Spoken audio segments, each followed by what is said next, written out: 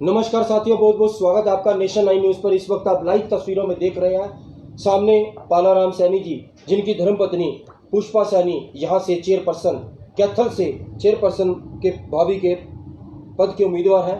आइए हम बात करेंगे आज पालाराम सैनी के साथ कि किन मुद्दों पर वो चुनाव लड़ रहे हैं और क्या है मूलभूत समस्याएं आज कैथल शहर की। सबसे पहले तो पालाराम सैनी जी, आपका बहुत बहुत स्वागत करते हैं नेशन 9 न्यूज़। नमस्कार भाई साहब।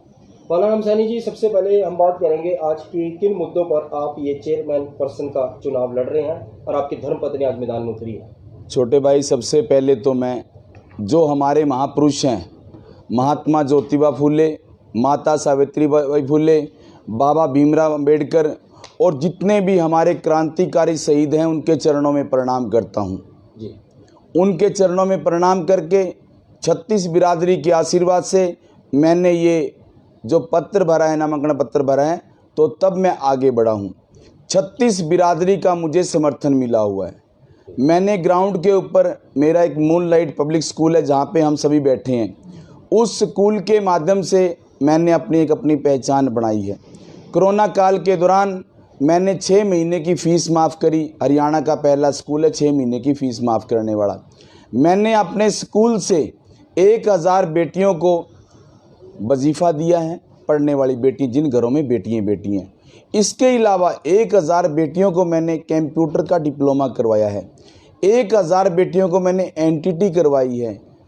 500 लड़कियों को मैं फायरमैन का डिप्लोमा करा रहा हूँ। 500 लड़कियों को मैं पार्लर का डिप्लोमा करवा रहा हूँ। मेरा कहने का अभिप्राय, ये तात्पर्य ये है, बाबा भीमराव अंबेडकर जी ने एक बात कही थी, शिक्षा वो दूध है जो पिएगा वही दहाड़ेगा जी।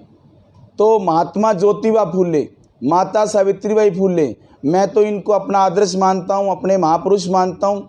इनकी वजह से आज मैं यहाँ पे स्टैंड हूँ और उन्हीं के आशीर्वाद से मैं आगे बढ़ रहा हूँ। आपने बात करी है शहर के मुद्दों की। कैथल शहर के अंदर बड़े बड़े नेताओं ने अपने समय के अंदर काम किया है, लेकिन आज भी कैथल सिटी के अंदर मूलभूत सुविधाएँ बहुत कम हैं। मैं बात करूं पीने के पानी की, अनगिनत कॉलोनियाँ ऐसी हैं जहां पे हमारे गरीब भाई पीने का जो पानी है वो नहीं सही तरीके से ले पा रहे हैं। इसके अलावा जो कैथल सिटी है, कहीं पे भी लाइट की व्यवस्था नहीं है। इसके अलावा अगर मैं बात करूं, हर दूसरे या तीसरे महीने कोई ना कोई कैथल के अंदर वारदात होती है। वारदात करके बदमाश भाग जाते हैं। उनके ऊपर अंकुश लगाने के लिए कैथल सिटी से जितने भी हमारे मेन रोड हैं उनको हम लेस करेंगे, कैमरों से लेस करके हम देख रेख करेंगे। हमारे शहर की पीने के पानी की जो व्यवस्था है, जैसे चंदाना गांव है, चंदाना गांव के पास नहर है, उस नहर के पास ट्यूबवेल लगा के जितने भी हमारे बूस्टर हैं उनसे हम जोड़ देंगे और हमारे शहर को स्वच्छ पानी मिलेगा। बिल्कुल। बात करते हैं स्वच्छता को लेकर कि सरकार बड़े बड़े होल्डिंग लगा रखी है सरकार ने, स्वच्छता के ऊपर बात करते हैं, स्वच्छ मेरा गांव, स्वच्छ मेरा शहर, स्वच्छ मेरा देश, पर फिर भी कहीं ना कहीं धरातल पे स्वच्छता दिखाई नहीं देती। इस पर आप क्या कहना चाहेंगे? नगर परिषद की अगर भगवान के आशीर्वाद से और लोगों के आशीर्वाद से हमें जिम्मेवारी मिलती है, सबसे पहला जो हमारा मुद्दा रहेगा वो सफाई को लेके रहेगा।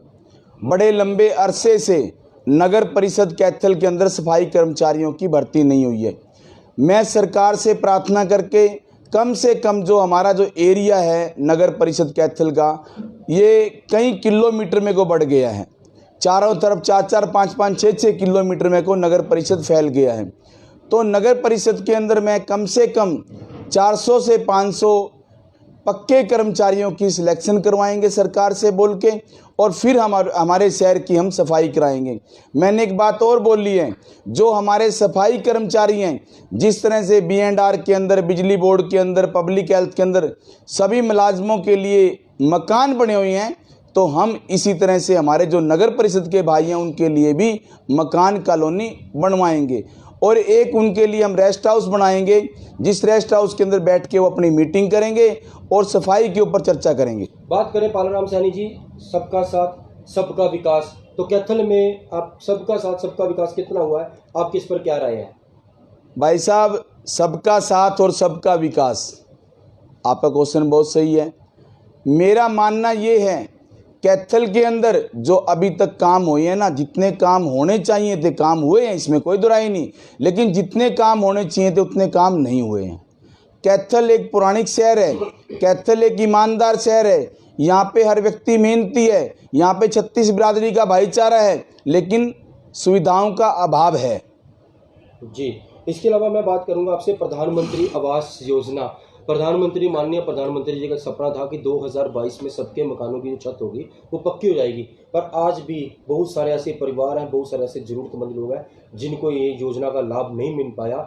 इसके पीछे आपको क्या कारण लगता है, और अगर आप यहाँ से चेयरपर्सन बनते हैं तब आप इस योजना के ऊपर कैसे काम करेंगे? मैं तो आज भी अपने स्कूल में बैठ के जिनके बीपीएल राशन कार्ड हैं, अभी भी आपके सामने 2 परिवारों के मैंने नाम नोट किए हैं। जिनके बीपीएल परिवार हैं, जिनके कड़िए हैं या कच्चे मकान हैं, अगर हमें ये जिम्मेवारी मिलती है, मौके की सरकार के सामने प्रार्थना करके उनको मैं पक्का करवाने का प्रयास करूँगा। बात करते हैं महंगाई और भ्रष्टाचार के ऊपर, आपकी क्या राय है? आज महंगाई भी बढ़ती जा रही है, भ्रष्टाचार भी बढ़ता जा रहा है, और साथ में अगर बात करें तो नशा भी बढ़ता जा रहा है, पर युवा पीढ़ी इसकी मैं तो आपके चैनल के माध्यम से सभी युवाओं को एक प्रार्थना करना चाहता हूं कि वो युवा भगत सिंह को, चंद्रशेखर को, झांसी की रानी को पढ़ें। जिसने भगत सिंह को पढ़ लिया, जिसने उधम सिंह को पढ़ लिया, वो कभी नशा नहीं करेगा। उन्होंने छोटी सी उम्र के अंदर देश के लिए क्या किया, अपने बलिदान को न्यौछावर कर दिया, अपने प्राणों को न्यौछावर कर दिया। तो मेरी तो युवा साथियों से हाथ जोड़ के विनती है कि छोटे भाइयों, मेरे बच्चों, चंद्रशेखर को, भगत सिंह को, उधम सिंह को पढ़ो और नशों से दूर रहो, माँ बाप का नाम रोशन करो। माँ बाप कितना प्रयत्न करता है अपने बच्चों के लिए। बिल्कुल। पालाराम जी, बात करते हैं एजुकेशन की। आपने अपने स्कूल में तो बहुत सारे बच्चों को बेनिफिट्स पहुंचाया, पर बात करते हैं कैथल शहर की। अगर आपको यहाँ से मौका मिलता है और आपकी धर्मपत्नी यहाँ से चेयरपर्सन चुने जाते हैं, तब आप इस शहर के अंदर शिक्षा व्यवस्था को लेकर किस तरह के कदम उठाएंगे, ये जानना चाहेंगे हम आपसे। मैं आपके चैनल के माध्यम से बताना चाहता हूँ शहरवासियों को, अगर हमें ये जिम्मेवारी मिलती है, कैथल शहर के अंदर नगर परिषद की तरफ से एक आधुनिक लाइब्रेरी बनाई जाएगी जो 24 घंटे खुली रहेगी। इसके अलावा हर वार्ड के अंदर लाइब्रेरी बनाएंगे जिसमें हमारे गरीब बच्चे पढ़ के, सभी समाजों के बच्चे पढ़ के आगे बढ़ेंगे। मेरा मुख्य उद्देश्य है कि मैं शिक्षा को आगे बढ़ाऊं। 134A जो फार्म है, इसके ऊपर आप क्या कहना चाहेंगे, आपकी क्या राय है इसके ऊपर? मेरी जो राय है, जो भी हमारे गरीब परिवार हैं, जो वंचित परिवार हैं, 134 के तहत उनको लाभ मिलना चाहिए। सरकार से मैं हाथ जोड़ के प्रार्थना करता हूं, हमारे देश में आज भी बहुत गरीबी है। जब हम ग्राउंड पे काम करते हैं तब पता लगता है हकीकत क्या है।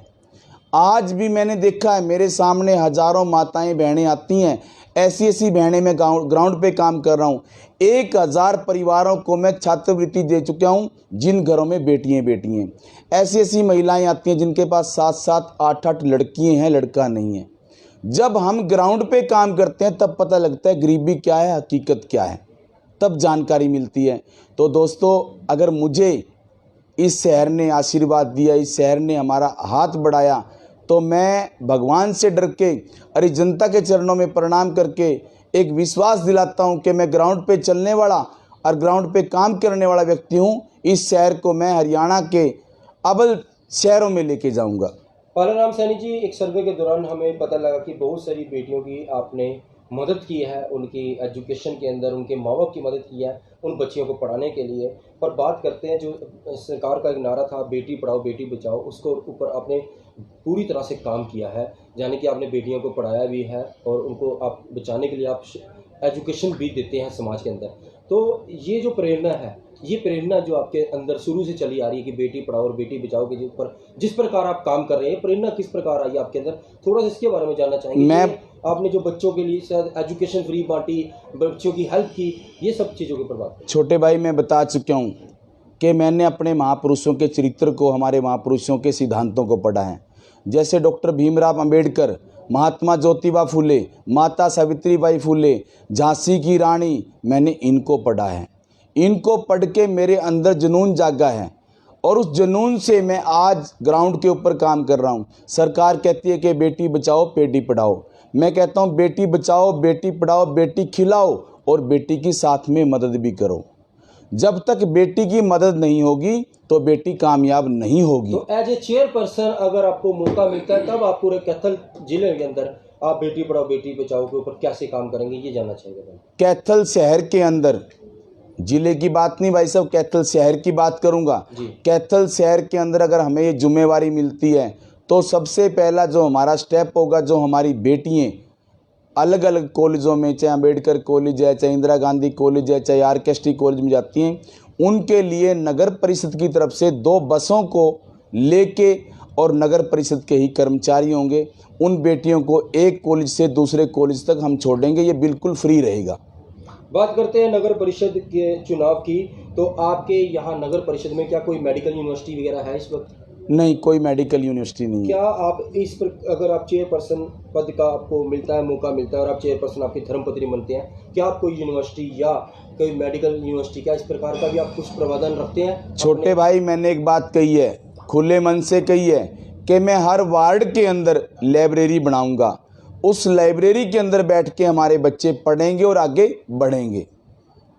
जी, तो अब हम बात करते हैं आपसे कि आप अब मेन मुद्दों पे बात करते हैं कि अगर आपको चेयरमैन पर्सन का मौका मिल जाता है, आपने जो कार्य बताए हैं कि आप ये सब कराएंगे, क्या इसके अलावा भी कुछ आपके पास है? वो सब हम जानना चाहेंगे हमारे चैनल के माध्यम से।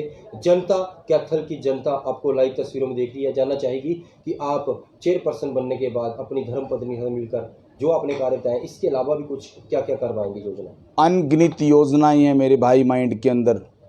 जैसे मेरा शहर है, पुराना शहर है, कैथल एक ऐतिहासिक शहर है। आपकी नॉलेज के लिए बताना चाहता हूँ, कैथल का इतिहास रामायण के अंदर, कैथल का इतिहास महाभारत के अंदर भी है।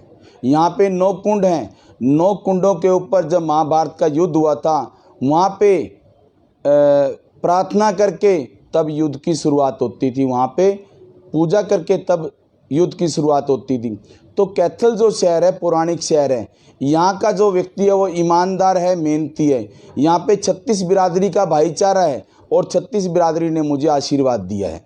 कैथल में मूलभूत समस्या एक और सबसे बड़ी आ रही है, वो है सीवरेज की। इसके ऊपर और दूसरी बात आती है सिक्योरिटी सिस्टम, वार्ड के सिक्योरिटी सिस्टम, कैमरे वगैरह की। ये कैथल में नहीं है, कॉलोनियों में नहीं है, चौकों पे तो हो सकता है। मैंने बोला है कि अगर हमें ये जिम्मेवारी मिलती है, मैं तो खून पसीना करने वाला व्यक्ति हूँ।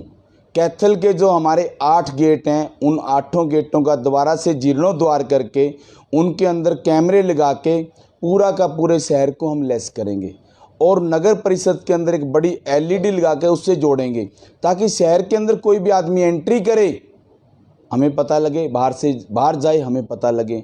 तो मेरा कहने का अभिप्राय ये है, मैं ग्राउंड पे चलने वाला व्यक्ति, मैं पढ़ा हुआ और कढ़ा हुआ और बड़ों का आशीर्वाद लेके चलने वाला व्यक्ति हूँ। तो बात करते हैं पालाराम सैनी जी अब आपके संदेश के ऊपर कि आप जो हमारे चैनल के माध्यम से जो लाइव आपको जनता देख रही है, नगर परिषद जनता जो आपको देख रही है, क्या कहना चाहेंगे अपनी धर्मपत्नी के चुनाव को लेकर और अपने सिंबल को लेकर? मेरी तो आपके चैनल के माध्यम से सभी शहरवासियों को, मेरी माताओं को, मेरी बहनों को, मेरे हम उम्र साथियों को, युवा साथियों को, बेटियों को हाथ जोड़ के प्रार्थना है, इस कैथल सिटी को आगे ले जाने के लिए, इस कैथल शहर को नंबर 1 शहर बनाने के लिए हमें आशीर्वाद दें।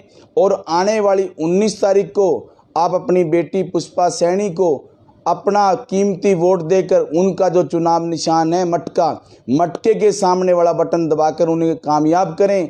अगर हम कामयाब होते हैं तो पूरा शहर हमारा कामयाब होगा।